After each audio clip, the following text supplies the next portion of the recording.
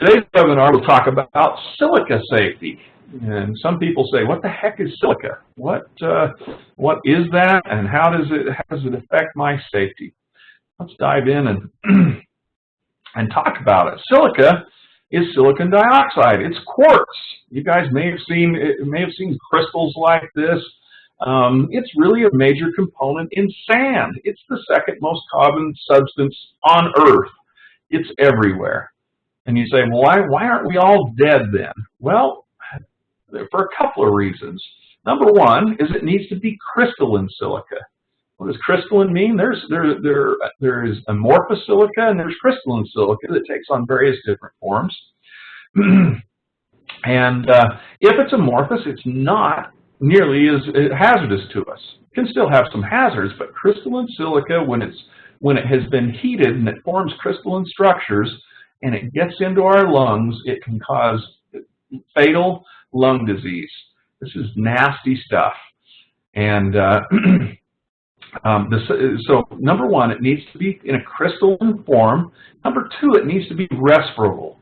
It needs to be something that can get up in the air and get into the deepest reaches of our lungs. If it's in that form, if it's crystalline and it's respirable, it's dangerous stuff, and it's killed thousands of people over the years. And it's something we need to be extremely aware of and extremely careful of. All right. So here's some common processes where we might see silica. Abrasive blasting. So sandblasting, we talk about that. Silica sand. Cutting. Maybe cutting masonry, grinding, cutting cement sign, those types of things, concrete sign. Moving aggregate around. Maybe you have a gravel pit or a crusher or operations like that, and we're moving dusty aggregate around. We can get exposures. We can get it to a size where it's respirable, and it can get into our lungs and cause us some severe health effects. Even cleaning.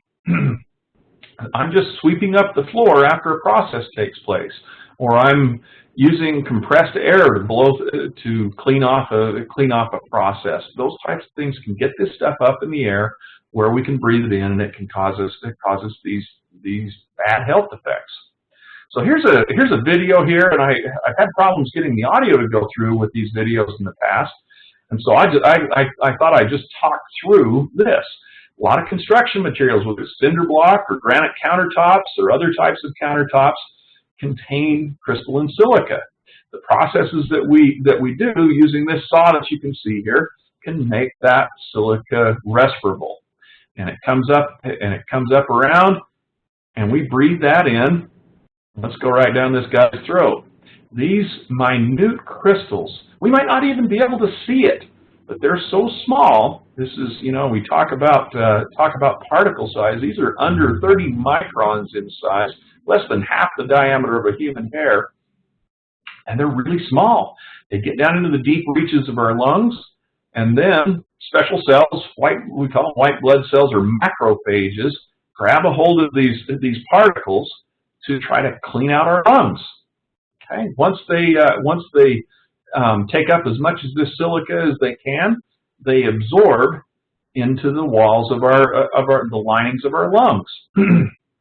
Once they're in there, they die. And the damage starts at that point. The silica is within the walls of our lungs, and this is a progressive disease.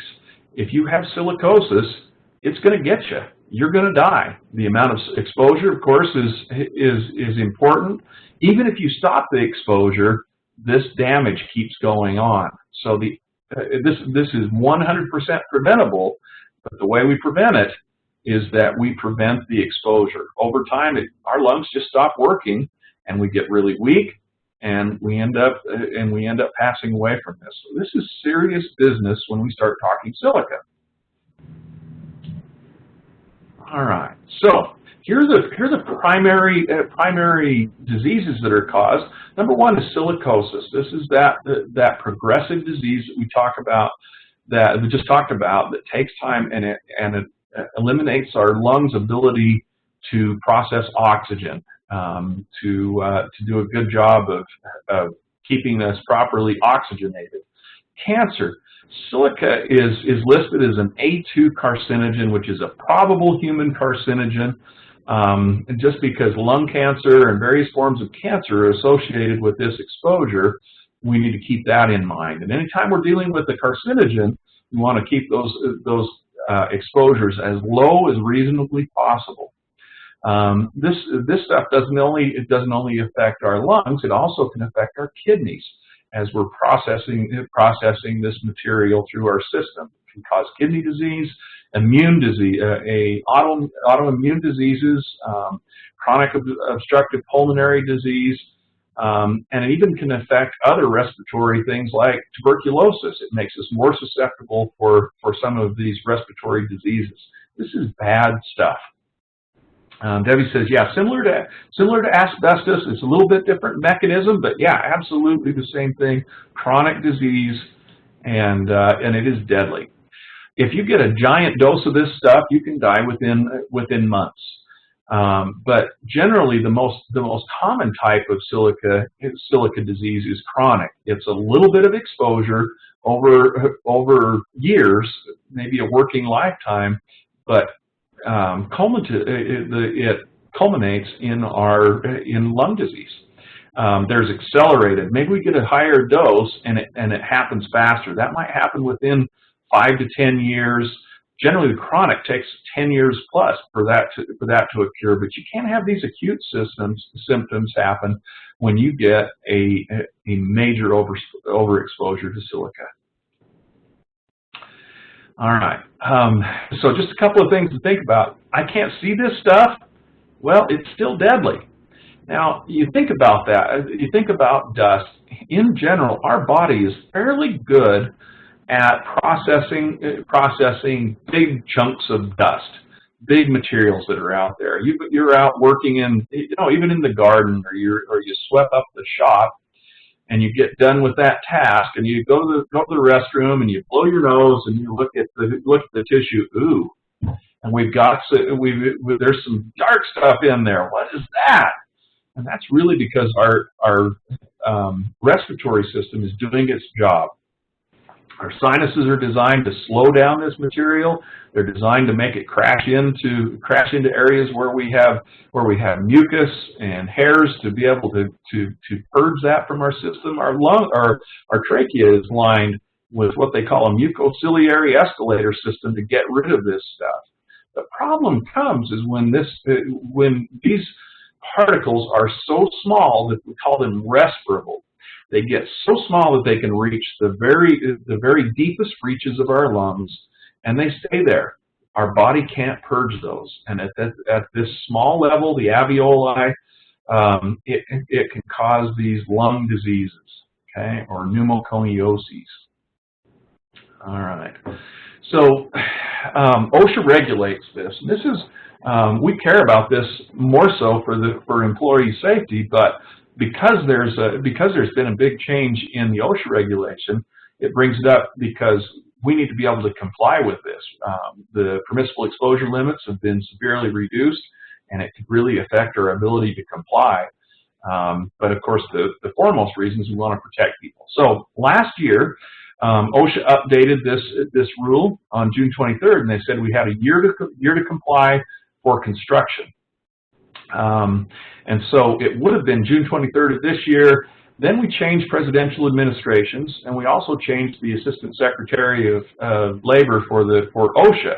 We haven't got a new Assistant Secretary yet, and so OSHA has put this on hold. There's also been some litigation that is working through as well.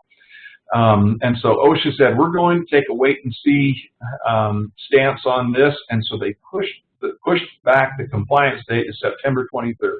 So we've got a few months to prepare to be able to comply with this. Whether the rulemaking stands or not, we should look at this as an opportunity to improve our processes and keep our workers safe. So let's see. So there's also that's for construction standard. There's also general industry. OSHA divides its standards up into the type of work being done. Now, with most of our trust members, you kind of cross both lines there. One minute you might be general industry, the other minute you might be in construction. So we always try to go to the most restrictive standard of the two to ensure that we're in compliance. So I would look at this as that September 23rd as our compliance date, unless we only do general industry stuff. That means it's a fixed facility. We're not building it. We're not remodeling or doing things that would be considered construction. Okay. Let's see. Just want to see if we have any questions there. Feel free, folks, to type your questions into the chat box or the Q&A box. Okay, so here's a summary of the changes to the Silica Standard. It requires a written exposure control plan. So OSHA loves to have a plan that says what we're going to do. It describes the hazards, describes the controls, and how we're going to train and interact with our workers that are dealing with this stuff. It calls out a competent person, like many other similar construction standards. It calls out having somebody be the responsible, competent person. That competent person needs to have the knowledge to identify the hazards and the authority to take action should they need to stop a process or pull somebody out or require somebody to wear personal protective equipment, et cetera, et cetera. That competent person needs to be called out. So we need to designate somebody to do that. That means they need to be trained and prepared to be able to fill this role. The PEL, or permissible exposure limit, has been lowered dramatically.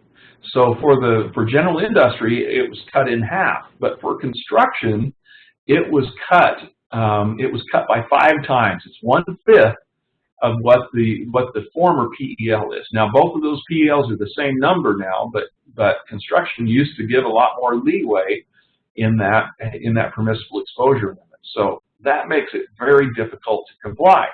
And now on this, we're not talking about we're talking about micrograms per cubic meter. That's a really, really small amount of silica in the air.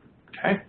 Also talks about sampling and how we're able to say whether we comply or not. Requires engineering controls instead of just slapping somebody in a respirator. It requires us to go out and purchase things. Requires us to ensure that these controls are used, like wet methods or vacuum systems, to control these exposures. It's not just, hey, put a respirator on and go do your job. Also requires medical monitoring. So for those employees that are exposed at a high level, we have to make medical monitoring available to them. So they go to a doctor. It's similar to a respiratory protection evaluation, but it's specific to silica, and it probably will involve a chest X-ray. And this is begun early on before an employee has exposure, so we get a baseline and we can see how this employee is progressing as they work around this stuff. Also has some requirements on sanitation and housekeeping. I'll get into those, and record keeping. So this follows a lot of OSHA standards. They want to have these various components in there. So let's go through and talk about each one of these. I already mentioned the competent person. So you got to plan on identifying a competent person, training them, and giving them the authority to do what they need to comply with the standard and keep people safe. All right. So you ask yourself the question: am I regulated? Do I have to fall under this standard? And that's kind of a tough question to answer without actually doing some sampling, without doing some work. Now there are ways that we can look at our operations and say we only use wet methods when we're doing all of this, or we don't even do this type of work with this type of material, so it doesn't apply to us. So if you find yourself in that category, I would put a memo to file. We evaluated it, and here are the reasons why we're not covered by this standard.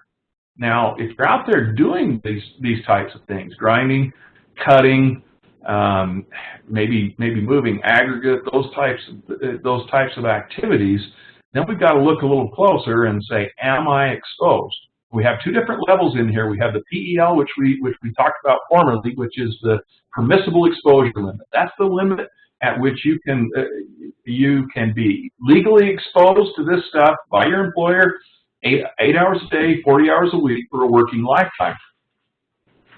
Excuse me, got a tickle, a little silica.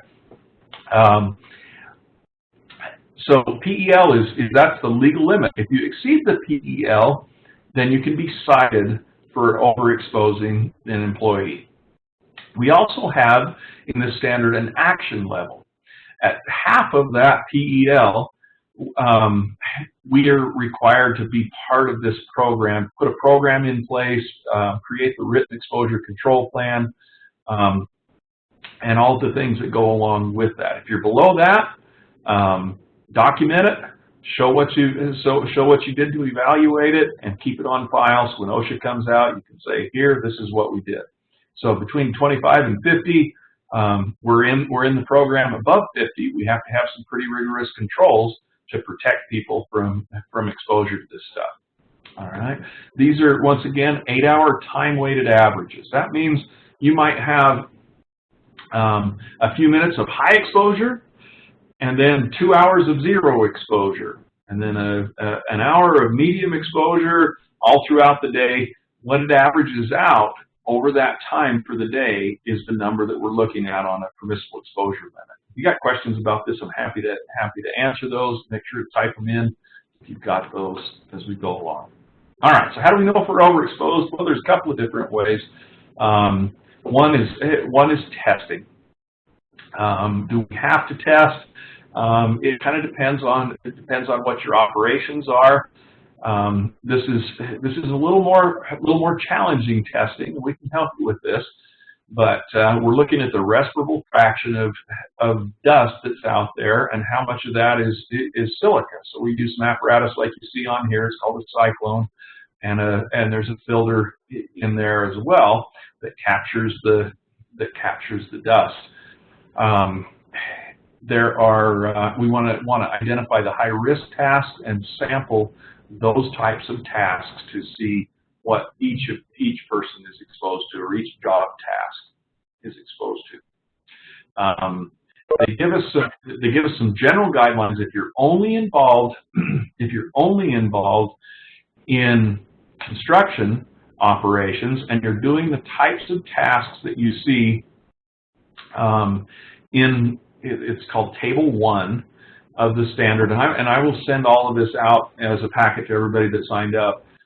In Table 1, you look what it says here: handheld power saws for cutting fiber cement board with a blade diameter of 8 inches or less. And we walk behind saws, and it gives specifics on the type of operations that we're doing and the engineering controls that we need to have in place. So if we've got those in place, does it require respiratory protection? And in a lot of cases, it doesn't, as long as we have the engineering controls in place.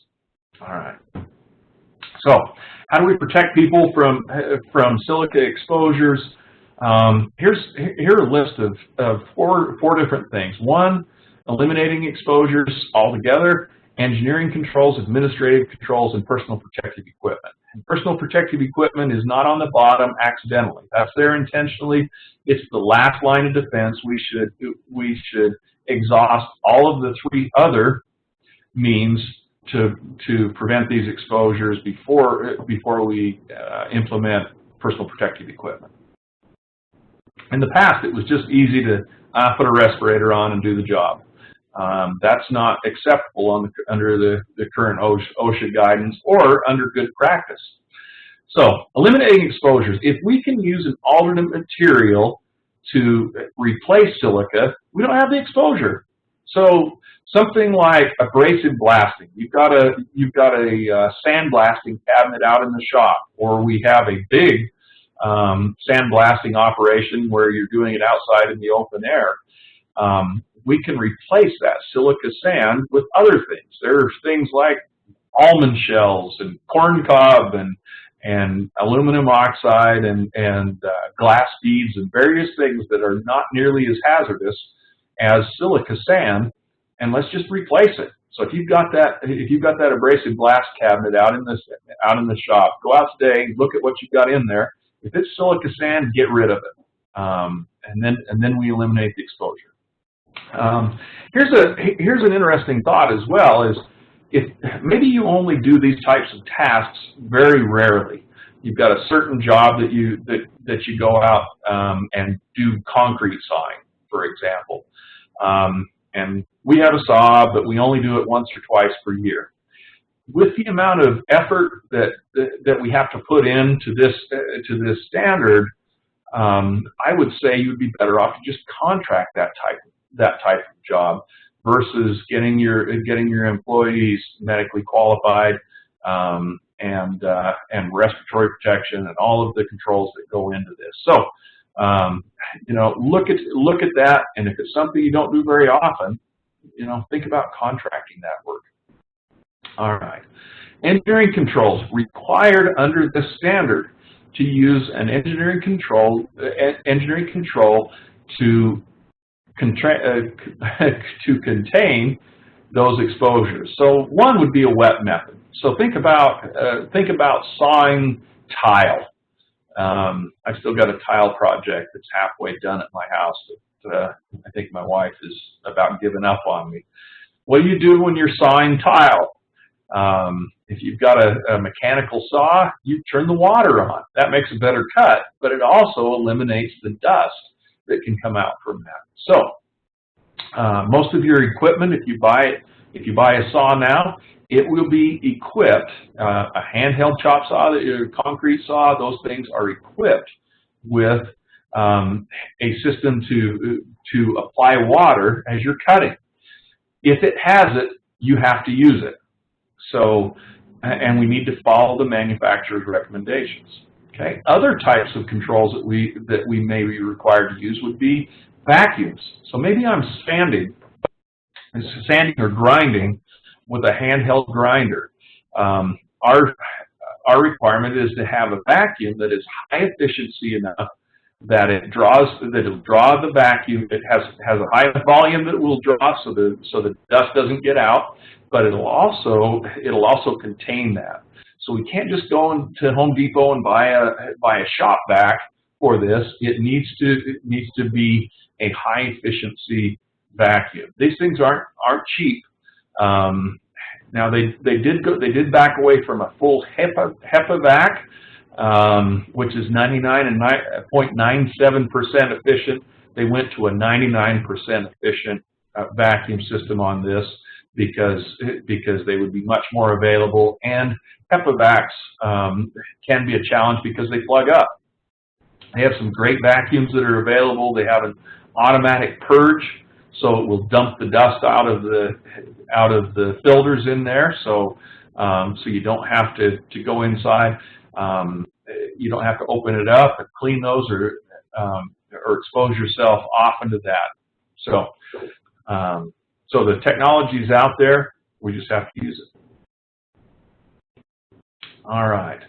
Other engineering controls. No, like I said, manufacturer specifications. If it gives a certain water flow, if it tells you how the vacuum is supposed to be used, and this guard needs to be in place, et cetera, you need to do that. There are also OSHA fact sheets on various types of tasks. This one I have up on the screen is for rotary hammer operations, so hammer drills. How do I use this and be compliant with the standard? So there are these fact sheets, and there's a half dozen of those. I will send those out as a packet to everybody that signed up as well, so you can take a look. Administrative controls. Number one, if somebody's not supposed to be in an exposed area, don't let them in. Control the access. Only allow people who have been trained and they're properly equipped to deal with this stuff into those areas. Look at time limits. How much time? We remember going back to that time-weighted average where it goes up and down. If we limit the amount of time that these people are exposed, we'll limit the overall exposure that they get. Sometimes it's just a technique thing. Oh, the wind's blowing out here today.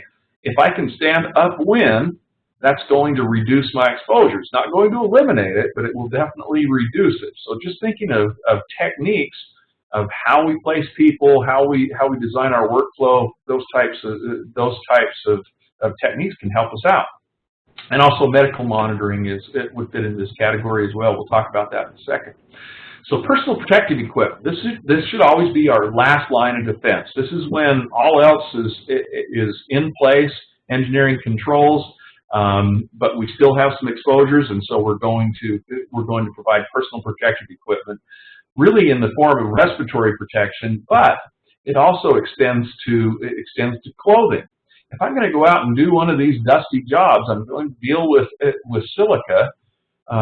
Wearing a Tyvek suit that I can take off and shed that dust is much better than getting my clothing dirty, because that exposure could go on all day long, and I might even take the stuff home to my kids if I don't change out of my work uniform on the way.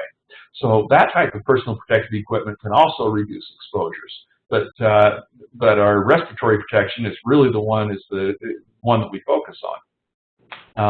People need to be qualified to wear a respirator. That means they need to have a medical qualification and a fit test prior to using that. It needs to be appropriate for the exposure. So it needs to be a filter that will take out particulates of the size that we're talking about. And we also have to have medical monitoring for these people that are required to use a respirator.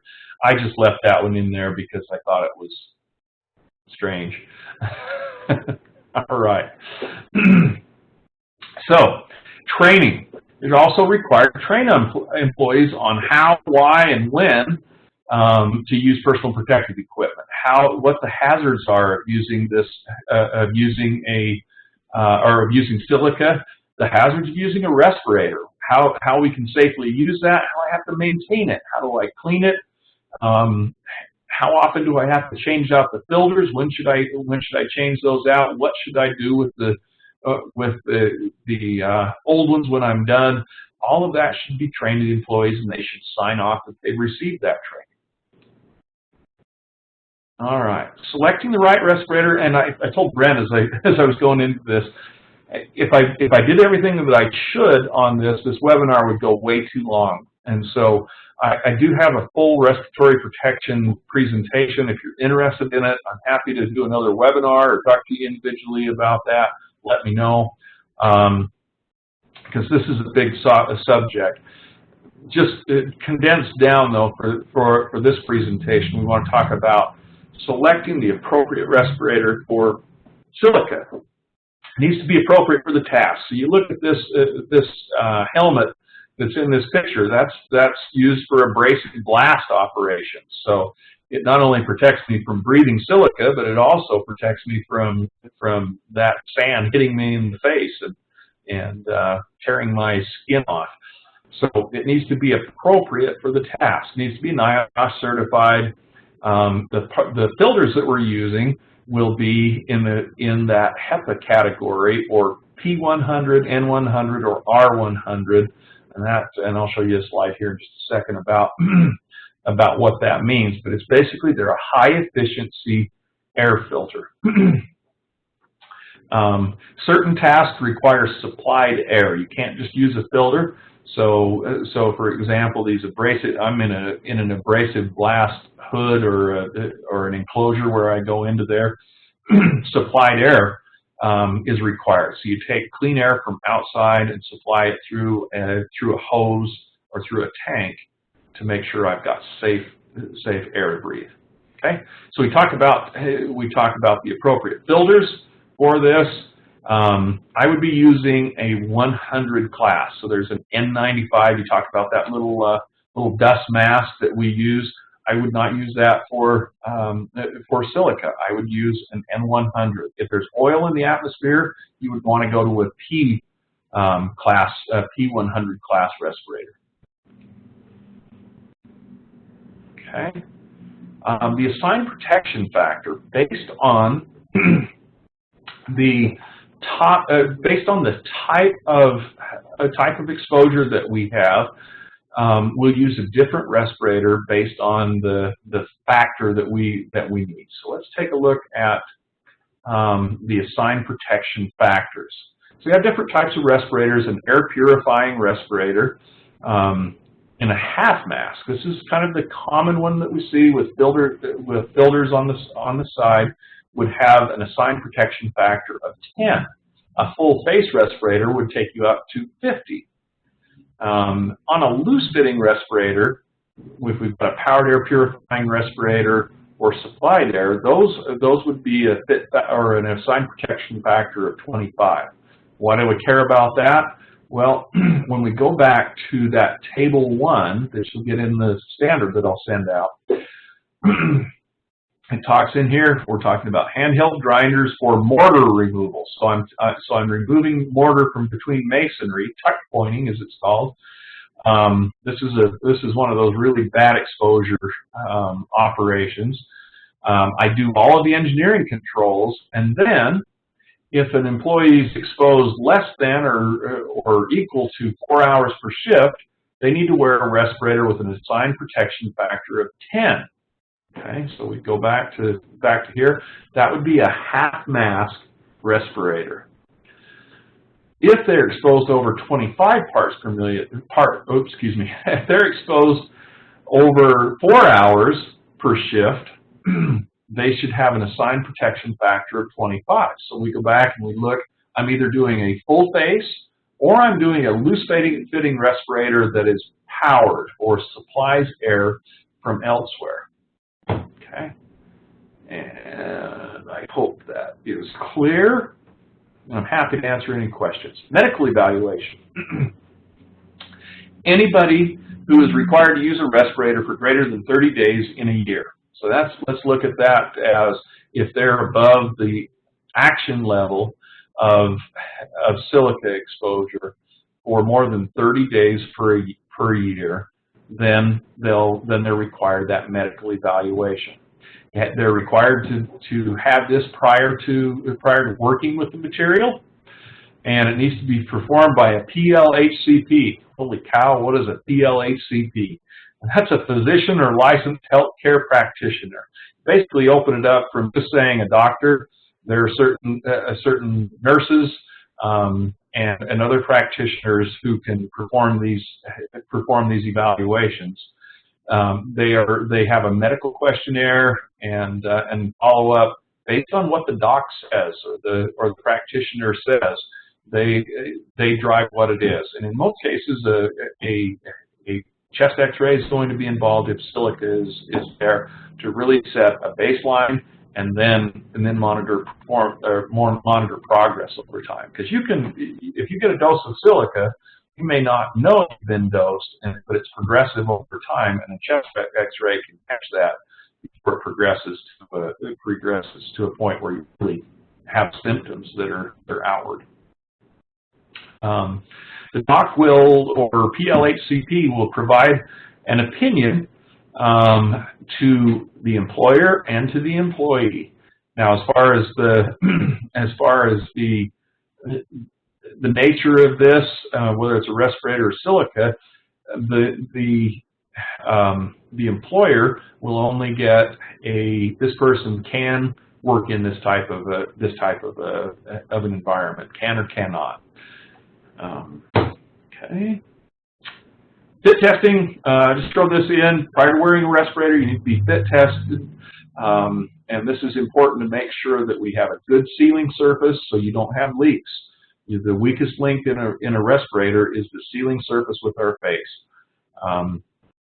And so we want to do regular fit tests on this. If you lose a whole bunch of weight, or you gain a whole bunch of weight, or maybe you get dentures or something like that, have some facial surgery that could change the fit, you should be refit tested. These are OSHA standard fit testing protocols. I like to use the irritant smoke test just because you can't fake it, or it's really hard to fake. Put you in this little suit that is kind of scary, and we'll test you. Here's a guy. This is oh, maybe my video's not going. Oh, here we go. Here's a picture of this guy that's going to fail a fit test. Irritant smoke is stannous chloride, not really hazardous to you, but it does make you cough. And it's a good thing to do these fit tests because it helps us understand how to make those respirators fit tight. You should always do a seal check, a positive, negative pressure fit check. That means cover the exhalation valve, cover the inhalation valve, and either exhale or inhale, and make sure that I don't have air leakage around that sealing surface. Okay, this is something that you should do every time prior to wearing a respirator.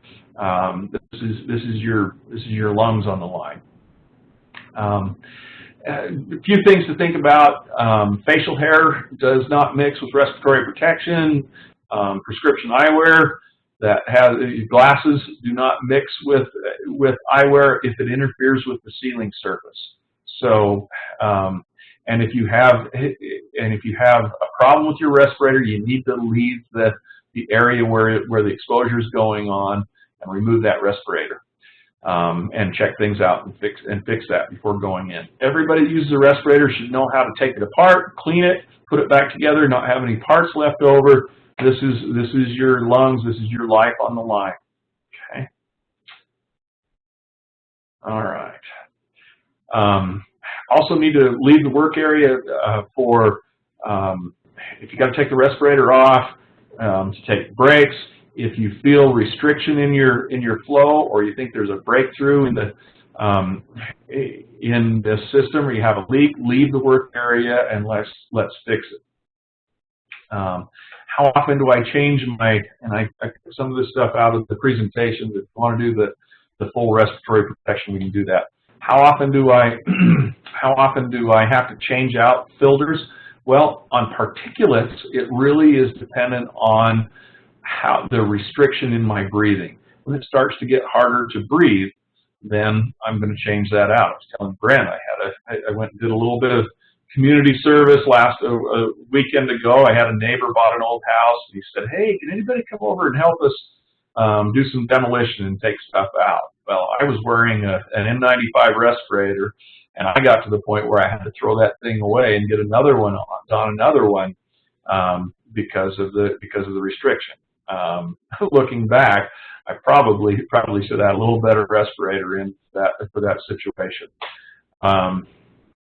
All right, here's some rules from the OSHA standard on housekeeping. Dry sweeping, where silica is involved, is banned. That's something that OSHA will write you a citation. You're out sweeping up the shop after doing sandblasting or something like that, brushing things off, or using compressed air to clean. Those are all banned under this standard. So what can we do to clean up? Well, wet methods. Get that stuff wet so it doesn't get up into the air. Use a high efficiency vacuum to be able to pick that stuff up in a dry form. All right. Every year you've got to evaluate your program and see if it's working. If we have any deficiencies, we need to put fixes in place, and just to ensure that we're controlling our exposures. All right. You also need to keep records on respiratory protection, on exposures that have taken place, sampling that you've done, and also your written program. Keep that up to date and keep it available. All right, we covered a whole bunch of stuff here, and I haven't had a ton of questions. This is to save people's skin, so hopefully you've learned a couple of things. I imagine there probably will be some questions. Go ahead and type those into your chat box or into the Q&A, and I can answer those now. I'll open it up. It looks like Doug signed in too. What is the OSHA reg? Oh, I got to look at that. You caught me. You caught me not.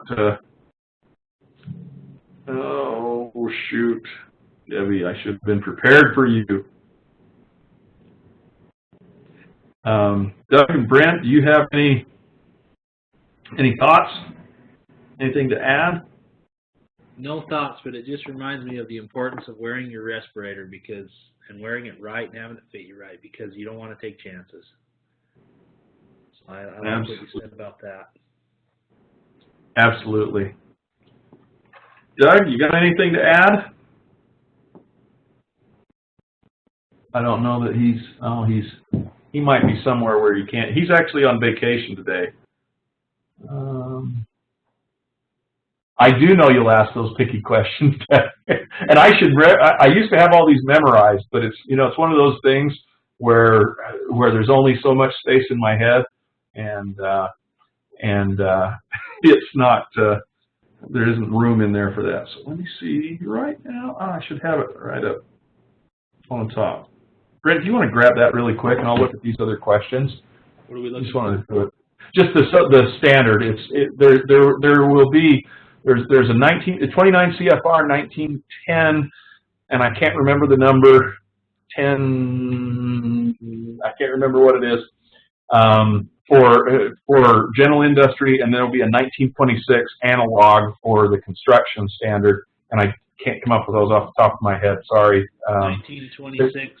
1153 is the okay. That's the construction standard, and he's looking at the general industry. Do I have a template for the written program needed? I don't have one of those today. I'm working on it, and just along with that, OSHA kind of backed away from this standard because they didn't have a lot of their stuff in a row. Their ducks were not necessarily in a row. One of the reasons they backed it up was they said they needed to build training materials and samples. I'm working on getting a sample program there, and we'll get that out. I will send all of the other materials that we have. Okay, Brent, 1910 1053. I knew it was in the 1000 category, but I couldn't come up with that out of my just off the top of my head. So I appreciate Debbie keeping me on my toes. That's good. Trying to see if we've got it. Let's see. Whoa, there was something. Is the exposure control plan similar to that required for bloodborne pathogens? Yes and no. This would be similar to your respiratory protection program. That if you have to use respirators, it would be similar to that. There are other individual substances. If you've got an asbestos plan, it will follow that. It basically highlights what are the standards, what are the hazards in the workplace, what are the processes that we do, what are the controls that we have in place, and then the employee involvement in that. And also how do we measure our exposures from sampling, all those things. That's really what that entails. I'm wondering about using crushed glass as a soil amendment for landfill cover soils. And this is just, I've had 1 second to think about this, so don't hold me accountable to this. Generally, glass is more of an amorphous, but it depends on the type of glass. So what you would want to do, and this is something that happens when you take a sample, is the lab that you send it to will look at a sample of your material to determine the percentage of the various types of silica. Is it quartz? Is it cristobalite? Is it different types of silica? I think that's probably the direction I would go. And once again, I'm just having a few seconds to think about this. I would probably look at taking a sample of that and sending it off to a lab and say, does this contain silica, crystalline silica? I think that would probably be the better way to look at that. But yeah, that's an interesting take on cover material. I hadn't heard of anybody using glass for cover material, but yeah, that's an interesting angle to go on that. But I would test it, and I know your waste stream is going to vary over time, but that would give you a general idea of what to expect. And there could be a body of data on that already. without even doing sampling. But just coming into it cold, I don't know. But yeah, that data might be out there. All right, you can call us, talk to us about this and how to comply. There's some great resources out there. If you go to the OSHA website, OSHA.gov, and then click up the top, there's an A to Z index, and just go down to the S's and click on silica. Lots of materials there. Silica Safe is an industry organization that has links to, and a lot of materials available. I need to look back there. There may be a sample program there. Also, always refer to your manufacturer resources on your engineering controls. Make sure we're doing what the manufacturers say, so we stay in compliance. Woo! All right, I did it in 48 minutes, and that's including all the intro. That's pretty good. 45 minutes over. That was my plan. If you've got questions, folks, please give us a call, and we'd be happy to help out. Let me just throw this out real quickly. So other standards that OSHA has worked on: the walking and working surfaces, which includes fall protection for general industry. There's a new standard that's come out on that. That compliance is required this month. And let's see, what else was there? There were a couple others, a couple that OSHA has kind of backed away from, just waiting for a new assistant secretary to come in to give direction. Anyway, so we'll keep you up to speed on those things. If you got questions, give us a call. Thanks, everybody. Have a great day out there, and be safe.